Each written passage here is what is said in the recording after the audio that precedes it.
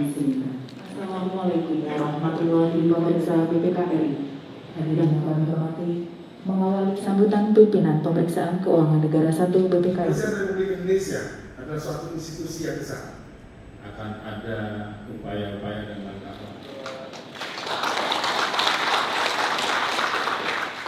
Yang pertama tentunya kami ucapkan terima kasih kepada pimpinan AKN 1 BPKRI yang telah memberikan opini kepada Institut Polri saat ini wajar tanpa pengecualian, dan ini adalah ke-9 kalinya WTP ini bisa kita pertahankan. Tentunya ini menjadi komitmen kami untuk di tahun-tahun berikutnya kami akan melaksanakan komitmen terkait dengan pemanfaatan dan penggunaan keuangan negara secara transparan, akuntabel, dan bisa dipertanggungjawabkan. Tentunya menjadi komitmen kami untuk melaksanakan semua yang menjadi rekomendasi dari BPKRI sebagai bentuk pertanggungjawaban kami sesuai dengan aturan undang-undang yang ada.